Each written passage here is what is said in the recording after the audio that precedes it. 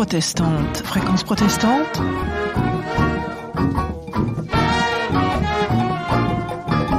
Ça se passe près de chez vous.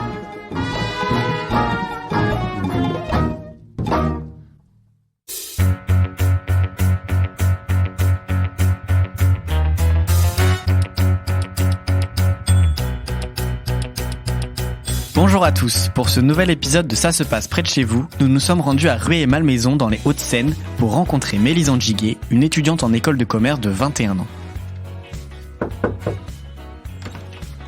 Bonjour, bienvenue.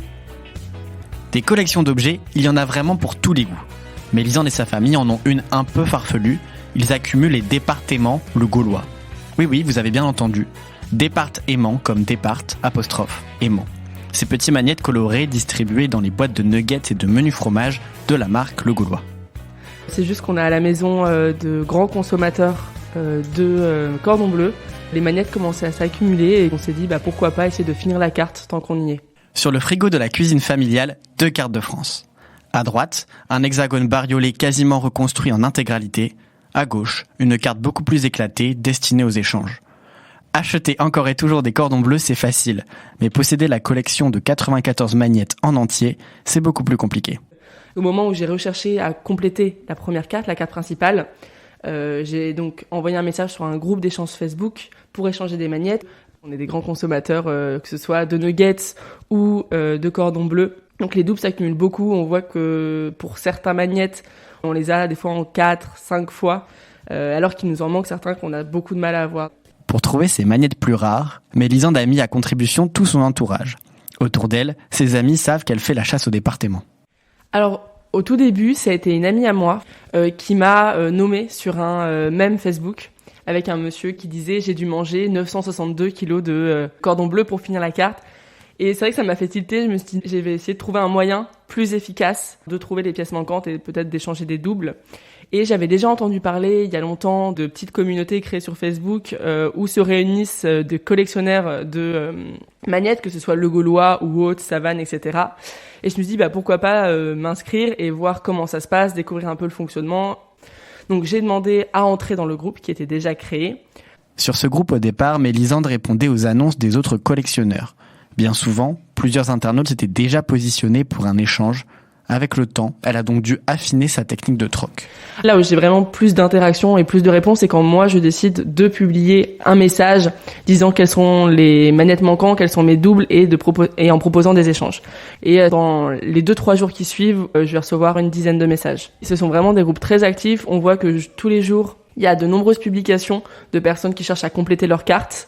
Soit ils nous répondent via les commentaires du message, soit ils nous envoient des messages privés sur Facebook. Qu'est-ce qui se passe après ? Souvent, les échanges sont très brefs. On dit voilà, j'ai telle magnette qui m'intéresse chez vous, moi j'ai cela, est-ce que l'échange vous va ? Si ça se conclut directement, on échange les adresses. Ensuite, le fonctionnement des échanges, c'est plutôt d'envoyer aussi une photo avec le magnette et l'enveloppe sur laquelle on a écrit le nom et on a mis le timbre, et de prévenir quand est-ce qu'on poste l'enveloppe et quand est-ce qu'on reçoit l'enveloppe de l'autre. Chez Mélisande, tout le monde participe à cette chasse aux magnettes. Les Giguet ont formé une sorte de petite entreprise familiale où chacun a une tâche à remplir. Après, c'est vrai que moi, je suis étudiante, mais je fais les échanges pour ma famille. Donc, moi, je suis pas du tout une spécialiste des départements français. C'est plutôt ma mère et un de mes jeunes frères qui, eux, connaissent par cœur la carte de France. Moi, je me charge de l'aspect plus business. C'est moi qui m'occupe de retrouver les doubles. Et mes petits frères qui mangent les cordons bleus, les nuggets.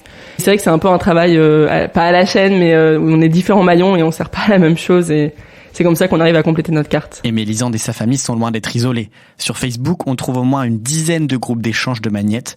Le plus gros compte plus de 3500 utilisateurs et il a ses propres codes de fonctionnement. Donc au niveau des échanges Facebook, c'est vrai que quand on recherche à faire des échanges et qu'on fait une publication sur le groupe, l'objectif c'est d'être le plus clair possible, le plus visuel aussi. Donc on met pas les noms des départements, on donne leur numéro, c'est beaucoup plus rapide et efficace pour les échanges, surtout parce que tout le monde ne connaît pas tous les noms des départements. Donc ça permet d'inclure toutes les personnes possibles aux échanges et on met des photos. Clairement, c'est un petit peu dans cette histoire de fast food, fast culture, etc. où c'est on va faire une carte pendant quelques mois et après on l'abandonne, on passe à autre chose. On se rend bien compte quand on va chez des amis, etc. qu'il y a toujours quelques magnettes sur le frigo. Donc je pense que tout le monde les garde, mais des vrais collectionneurs qui ont envie de finir leur carte, je pense qu'on est vraiment une minorité. Donc pour décrire rapidement le profil des gens sur ce groupe, je dirais qu'il est très divers. Et c'est vrai qu'on est peu de jeunes. Je dirais qu'il y a peu d'étudiants comme moi. On a beaucoup de mères de famille, mais on a aussi beaucoup d'étrangers. J'ai pu échanger avec des internationaux, etc. en français, mais je voyais que c'était des internationaux, que ce soit leur profil Facebook ou à la manière dont ils s'exprimaient. Finalement, ces magnettes Le Gaulois et leurs homologues de la marque Brossard sont devenus des artefacts de la culture populaire française. Pour de nombreuses familles, ils sont devenus aussi incontournables que les petites figurines des Kinder Surprise ou même les jouets en plastique du Happy Meal.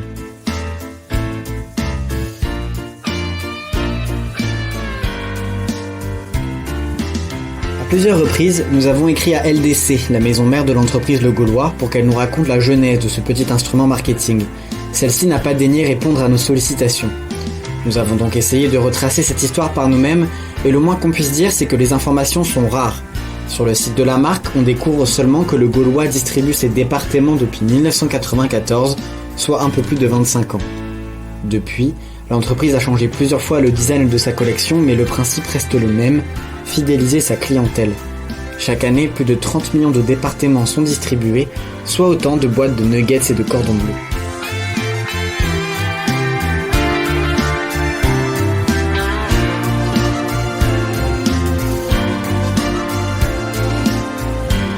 Nous nous sommes rendus à l'université Paris-Dauphine pour rencontrer Béatrice Parguel, chargée de recherche en marketing au CNRS. Pour cette spécialiste de la psychologie de consommation, Le Gaulois n'a rien inventé. Donc en gros, les départements, c'est un peu comme le cadeau bonus qu'on a tous en tête, mais cela va un peu plus loin car l'objectif n'est plus seulement de déclencher l'acte d'achat, mais de fidéliser à la marque, voire éventuellement d'accroître la fréquence d'achat du produit. Ça relève en fait d'une technique de promotion des ventes qui consiste à offrir un objet associé à l'achat d'un produit ou d'un service. Et cet objet, on va l'appeler une prime. Et dans le cas des départements, cet objet entre dans une collection plus large et donc on va parler de prime collection. Certains consommateurs consomment 2 fois plus de cordons bleus juste pour accumuler 2 fois plus les aimants des départements. Donc je sais pas véritablement si Le Gaulois a inventé cette technique, mais clairement Le Gaulois en offre l'un des exemples les plus réussis si l'on considère l'ampleur et la longévité de l'opération département. L'entreprise a mis au point sa propre bourse aux échanges sur son site internet. Pour Béatrice Parguel, c'est bien là la preuve que Le Gaulois est conscient des échanges de magnettes qui ont lieu entre collectionneurs, des échanges qu'elle essaye de contrôler et de marchandiser. Elle nous explique son fonctionnement. Alors, ça suppose quand même de créer un compte sur le site internet de la marque. Donc on voit bien l'intérêt potentiellement que ça peut avoir pour la marque Le Gaulois, c'est qu'en fait au passage elle récupère un certain nombre d'informations sur ses consommateurs et notamment leur âge, le nombre de personnes au foyer, le code postal, quels sont leurs goûts, et donc on peut imaginer que toutes ces données personnelles puissent lui servir à faire du micro-marketing d'une certaine manière pour cibler des opérations. Et d'ailleurs on pourrait bien imaginer que la marque puisse aussi avoir envie de vendre ces données personnelles de ses consommateurs à des partenaires commerciaux.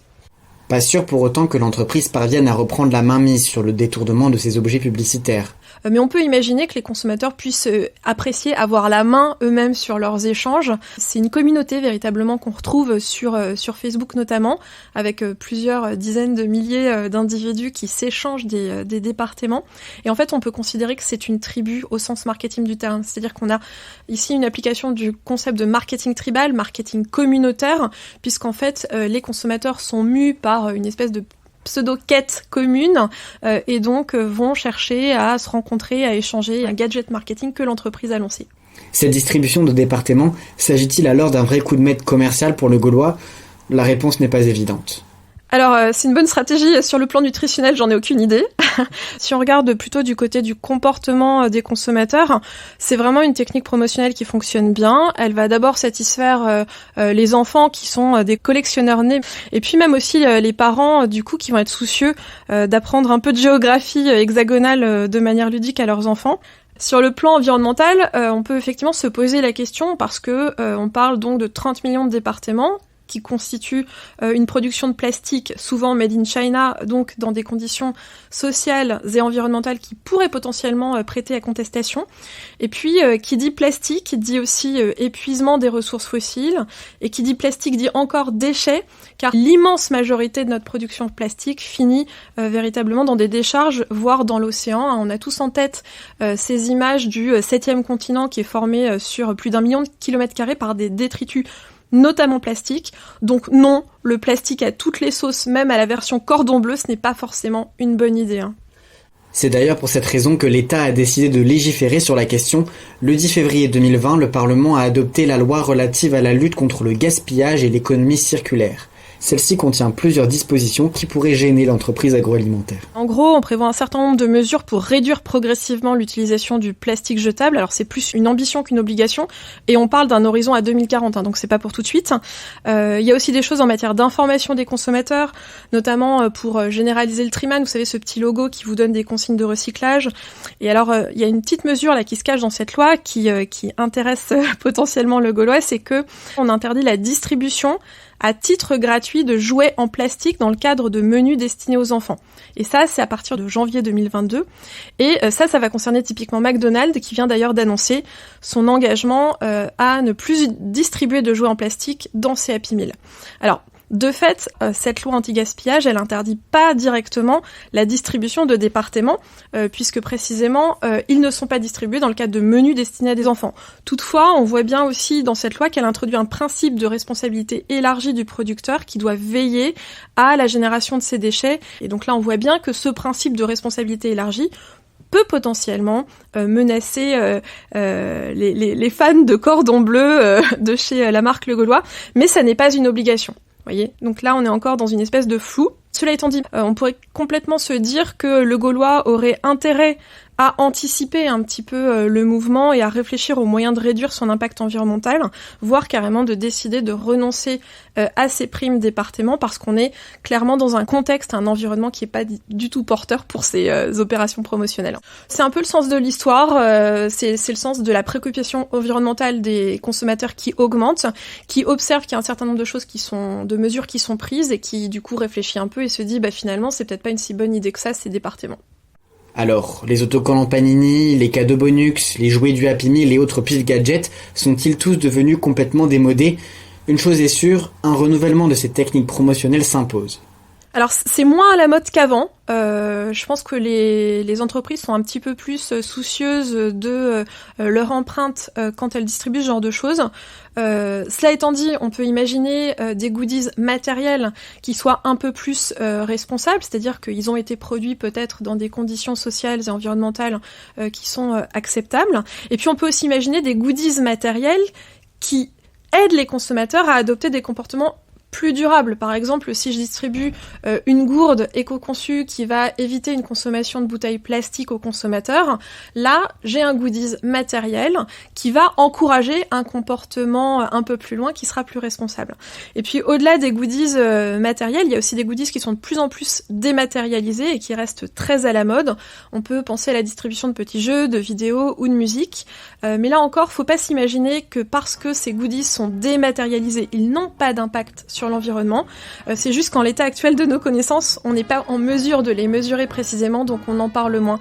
Mais ça veut pas dire que l'impact environnemental des goodies dématérialisés n'existe pas.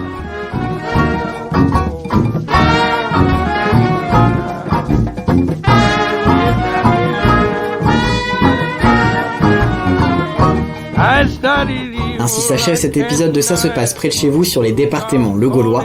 Ce reportage vous a été présenté par Mathias Pengili. Vous pouvez le retrouver sur notre site internet fréquenceprotestante.com. À très bientôt sur notre antenne. I will relate the piteous consequence of my mistakes. All enslaved to passing desire, making it dreaded love me or die.